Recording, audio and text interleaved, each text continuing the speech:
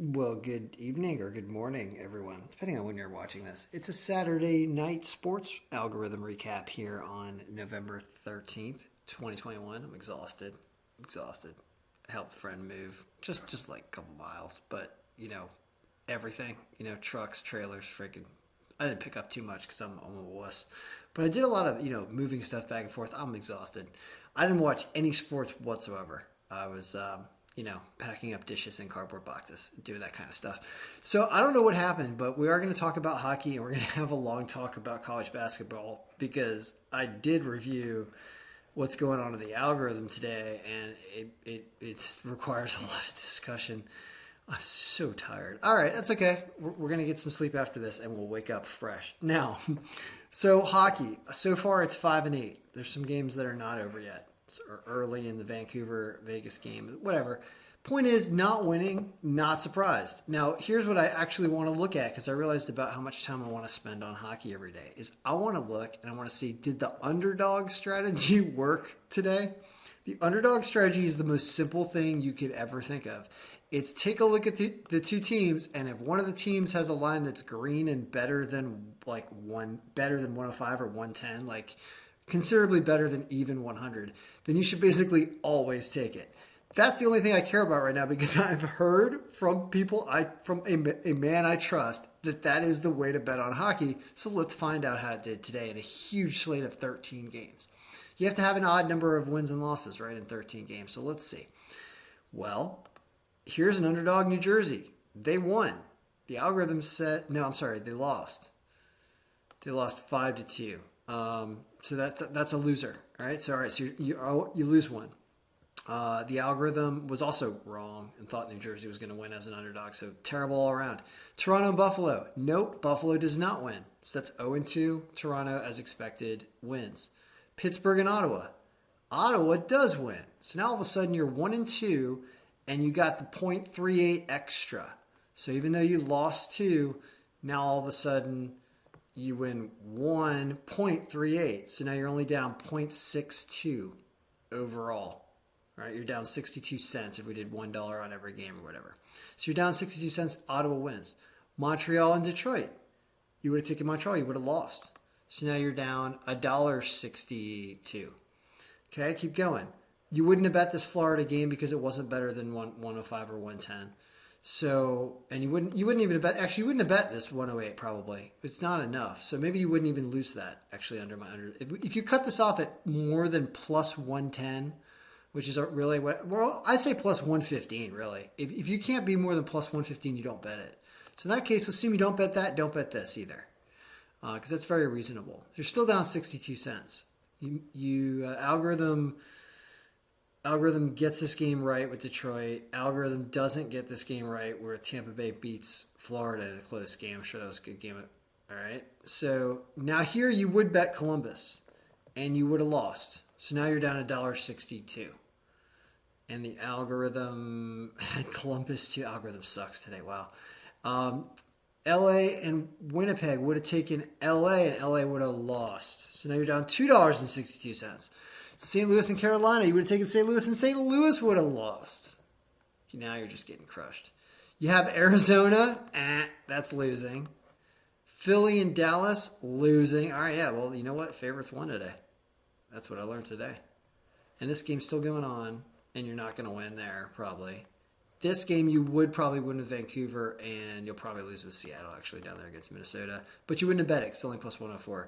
So the underdog strategy does not work. And that's literally about as much time as I want to spend on it because the algorithm had a bad day, and the underdog strategy had a bad day. So hockey is just unpickable. And I'm going to spend less and less time talking about what the algorithm does and just watching games and then talking about who's playing good because I don't see hockey betting as a sustainable way to win long term. It's just, like I said, the bounces. Now, let's get on to something that isn't about the bounces as much, ironically.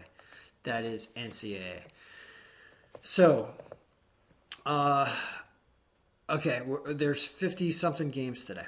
There's still some in progress. We have a few big picks still in progress. We have a couple of the underdogs we talked about. We had, if I click underdogs here today, I had UC San Diego is a big pick, and I actually played UC Irvine with the points as well, which is still going on somewhere. It's right here, yeah, but there's no home ball. I got so much to talk about. I know, and I'm tired, so it's going to make it difficult. But let me just say this. So I noticed when you look at the whole big sheet today of wins and losses that we already have done, we're already 32-16. Notice all these teams are not covering the spread also. This is astonishing right here. This is not anything that the algorithm's doing. This is the spread that was offered on the game. None of these teams are covering the spreads. And this is symbolic of also, like, I think this formula is right. Is this right? Let's check it. Michigan was supposed to beat Prairie View. They had to cover 22.5. They won by 28. Why does it say it didn't cover the spread? Something's wrong. Formula's wrong. So don't pay attention to this. I got to fix this. There's so much work to do. You just saw something. This is wrong, obviously, right? They won by 28. They won 77-49, and it says they did not cover the spread, so this is wrong. So I will figure out what the formula problem is there. It's buried in the cube. I think I know what I did, actually. I think I copied over a formula by accident. Yeah. Yeah, actually we can fix that right now. Let's see if this works. So what's going on is I was messing around with formulas because of what I'm going to tell you in a second. Are we screwed up here? I was messing around with some formulas because I realized that when looking at the results today, that we have to, I think that's going to do it. What we have to, yeah, it is right. Okay. So still a lot of teams losing the spreads up here. And I noticed that yesterday. Not as much yesterday, but really bad the day before. You see this? Like, look at all these losses. Teams trying to cover the spread up top. Anyway, let's go back to today. A million things to talk about this file. I'm sorry, I'm all over the place, but this thing is huge. So, okay. So 32-17 so far. String of wins, but I noticed some very interesting, weird losses up top. Some huge favorites went down. There's Georgetown going down to Dartmouth, and this is an Ivy League team, so they didn't even have a season last year, which is why we need to have new season stats, which is what I'm going to be adding tomorrow. We are switching to full-on new season stats. We have a whole brand new team stat sheet that I'm working with, so we're going completely away from last year, because last year you can see has so many holes in it with the Ivy League having no games and just a complete disaster and hodgepodge of last year's stats. Why use last year when now we already have teams with 2 and coming up on 3 games in the season? Let's just migrate now. That's the big news of the day. That's what I'm doing. So tomorrow it's all going to be new stats, and that's going to lead to some very interesting things. It's going to distort stuff heavily on just what has happened so far this season. I'm going to do my best to have it do an appropriate job of gauging the quality of the team. But we're going to have some very weird stuff come out as projections, and we're just going to have to go through it, and it will get better every day. But that is what we have to start tomorrow because of this reason. Because of Georgetown and Tulsa and VCU and Tulane losing to Southern at minus 1450. I mean, this game didn't even have a line. It had a 14% spread, and VCU loses. I think my numbers are right. I think I put in the scores right. 1,000 loses. 1,250. Georgetown loses. I mean, this is gross. I mean, the other side of those games, I don't know how to pick them off, but the other side of those games is here. If you open up all the filters and you see, take a look at the biggest lines of the day, which is what we're going to look at. We're going to look at the money line. Money line descending is going to give you the biggest underdogs of the day. And you start winning here at UMass Lowell was plus 1280, I guess, against Dayton. Yeah, I think this is right. And Dartmouth plus 890. Southern, you can see most of these are going to lose, but when you catch 3 up here this big, look at what that pays. 12 plus 9 plus 8.7. There's only 10 games up there, and you win 3 of them at like 12-1, 13-1 is craziness, right? It almost makes me want to show you what a round robin plays if you had. Look at this. There's one here too at plus 760 Air Force. Insane, right? Crazy stuff. So the reason why this happens, it doesn't happen like this all the time. You don't see big games go down, that many of them, all that much. However, in this time of the season and right now, this time of the year, well, you have a lot of bad information and brand new teams, players on teams and stuff. So when we're upping the margin to 0 to make it look right again, so that everything looks right here. So you have all these weird situations where you got teams with new players and also new coaches and new everything. Like it's a brand new non-COVID-ish type year, right? With full seasons hopefully, and conferences like the Ivy League wasn't playing, divisions or whatever it is. They weren't playing last year at all. Like everything's back to sort of somewhat normal, right?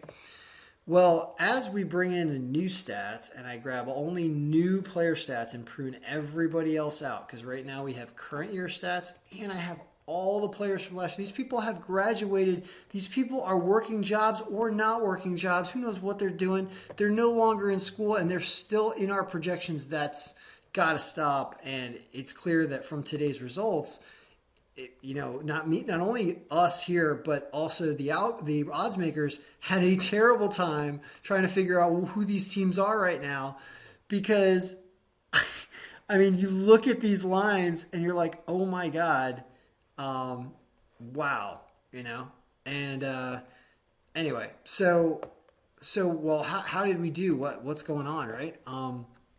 Well, I gave you some underdog picks. I said that home underdog picks with no bump are the best picks ever. There's Jacksonville and Siena still on there. I don't know what happened to the other one. There was a 5% bump on the other one. Is that why? Or was Columbia or something, right? And I said don't do it because they didn't have stats, I think, or something. I can't remember. I know Siena got crushed, which is terrible. Jacksonville won. Oh yeah, you know what it is? It's the Irvine. It's the Irvine and San Diego game. And I could look up the scores. I could see that San Diego was doing okay. That's these games here. Yeah, you see San Diego. They were up when I last checked. But who knows? I can't stay up all night waiting for games. I have to get some rest. So we'll find out how all that goes. But what about just looking at the board as a whole and how did this do, and is there anything you can take from it? And don't worry about it too much because we're going to be updating stats and having a whole new infrastructure and database starting tomorrow anyway. But just in terms of like what happened today, you can see color-wise, okay, we got our string of wins at the top. That's good. We beat the odds makers because the odds makers would have had some more losses higher up here, I think. I don't know about that. Maybe. So you get these weird losses because just weird stuff's happening today.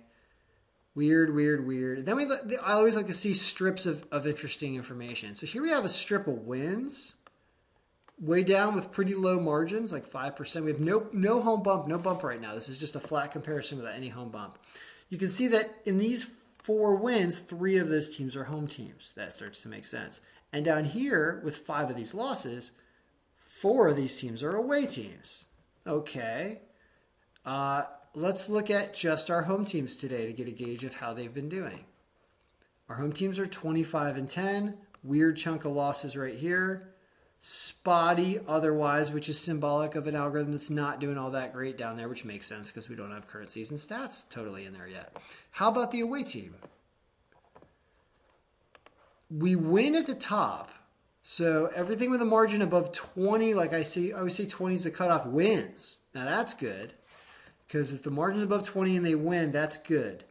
But then the home bump takes over right at around 15%, it looks like, right? because of these 10 games, you lose 7 of them. And so if you bump everything 15%, instead of going 7-7 on your away games, if you bump home teams by 15%, all of a sudden you go 4-0 on your away teams. And how do you go on your home teams? We were 25-10. Now we are 32-13. And you're just still a little choppy down here, which means it doesn't really know these games all that well. I'm okay with that. So at a 15% bump, you're 36-13. Okay. So it's actually not even that bad, but I'm still migrating to. I'm still definitely migrating to current season stats for Sunday. So that will be happening. Oh my God, that's right. I'm supposed to do a football video, guys. You know what? There's no football video for tomorrow. I'm too busy. I'm exhausted. I don't care. I'm not even betting. I mean, I could bet, but I don't think I don't know. I don't think I just got too much going on. So for those of you who stuck it out, no football video tomorrow.